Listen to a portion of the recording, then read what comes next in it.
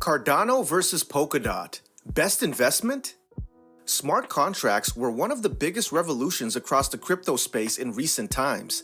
The brilliant technology introduced the trustless link between assets and time, opening the floodgates to a plethora of decentralized applications.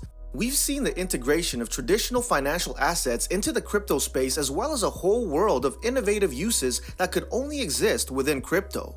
DeFi Summer may have passed us, but analytics indicate that the decentralized space is only set to grow bigger and bigger.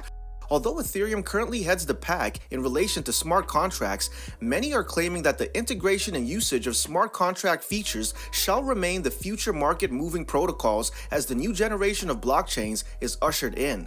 Great of you to join us once again at No Cap Crypto. Today, we'll be taking a very close look and comparing some of the most rapidly rising blockchain projects around the crypto space.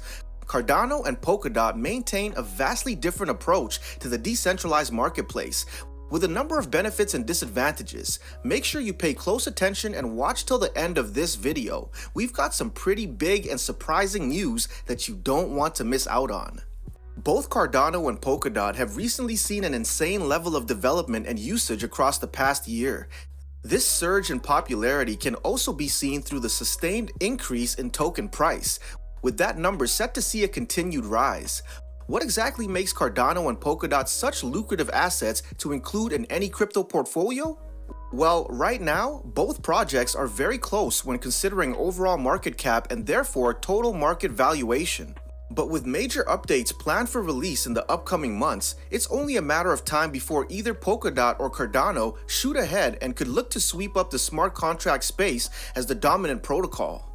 As many financial analysts and crypto investors turn to the future, many are left wondering which of these two could be left standing as the true alternative to Ethereum in the near future. Polkadot is founded by Dr. Gavin Wood, a PhD holder in human-computer interfacing, as opposed to the world-renowned Cardano founder and CEO Charles Hoskinson, a well-educated mathematician that actually abandoned his PhD studies in order to pursue a cryptocurrency project that would ultimately become Ethereum. It should be noted that both Dr. Gavin Wood and Charles Hoskinson actually co-founded Ethereum alongside Vitalik Buterin and 5 others back in 2013.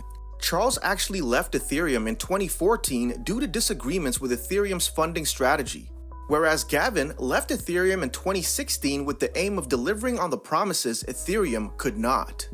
It should soon become clear that the radically different approach that both Cardano and Polkadot embody can be seen through the considerably varied approach that both founders maintain. Cardano prides itself on peer-reviewed releases, with rollouts and updates being particularly slow. Any update or feature release on the Cardano network needs to have undergone an official academic analysis long before any actual testing or implementation. This is starkly in contrast to Polkadot, that actually maintains a completely accessible blockchain that is known as Kusama.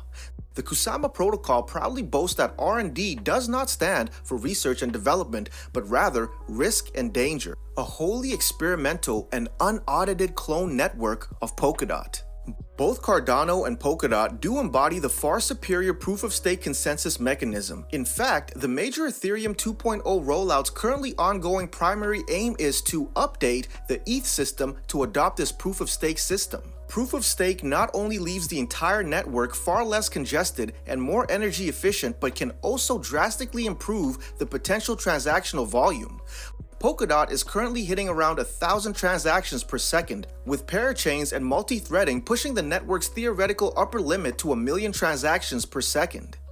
The concept behind Polkadot is actually somewhat ingenious. The Polkadot network is actually an ecosystem of blockchains called parachains that are connected to the core relay chain that's Polkadot. These parachains host all the dApps and projects throughout the Polkadot system with the goal of 100 parachain slots on Polkadot, although the interoperability of these parachains still remains unclear. Cardano, on the other hand, adopts a far more intuitive and revolutionary approach to its complete ecosystem. Although Cardano is a proof-of-stake consensus mechanism, the team has actually heavily modified the concepts behind the ideology and developed the ability to process a few hundred transactions per second. However, Cardano is in the midst of implementing an interesting scaling solution that aims to process 1,000 transactions per second for every validator node. That is absolutely incredible and one of the most exciting Layer 2 solutions that the entire crypto space has encountered. In fact, Cardano as a whole has a great deal left unfinished. The project is currently at stage 2 of the total 5-stage implementation on the road to being a finished product. The rest of the Cardano roadmap is set to be wholly completed across the next 2 years. But before we start to really look at the most exciting research we've uncovered regarding both Polkadot and Cardano, we need to ask, hey, are you liking the video so far? If so, I have good news. Make sure you like and subscribe to No Cap Crypto because we release videos like this every week.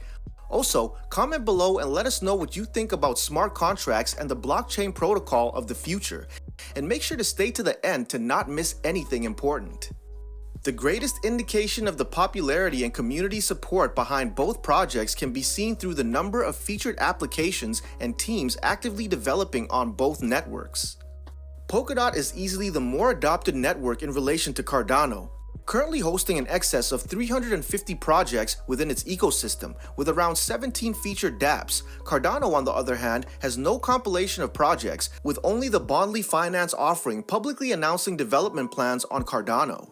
However, it should be noted that each app within Polkadot will require its very own parachain. With that heavily limiting factor of 100 parachains, the scope of Polkadot could be heavily restricted, as opposed to no such limitation across Cardano. The Polkadot team does aim to only feature the greatest dApps within its ecosystem through an intuitive parachain loan offering. Interoperability is also a major consideration, with Polkadot still in the midst of developing its bridge to the Ethereum ecosystem, as opposed to Cardano having wholly completed and integrated with the Ethereum network revealed to the public across the Cardano 2020 October update, allowing users to burn assets within Ethereum and claim an equivalent value within Cardano. Polkadot has been active for around a year, whereas Cardano has been operational since 2017. Both projects seem to be evenly matched on most fronts, although both have approached the crypto scene with radically different mindsets. Both protocols are rapidly rising, with Cardano seeing unprecedented levels of growth across the previous year. Alongside the exciting new developments and upgrades in store for both systems, Ethereum has a lot riding on the ETH 2.0 update because both Cardano and Polkadot seem primed to capture the marketplace. Let us know what you think about today's deep dive comparison of Cardano and Polkadot in the comments below. Keep in mind, I'm not a financial advisor and that this video exists purely for educational purposes. Please do your own research and make your own intelligent financial decisions. Don't forget to subscribe to the channel so you don't miss out on our next video, and I'll see you in the next one.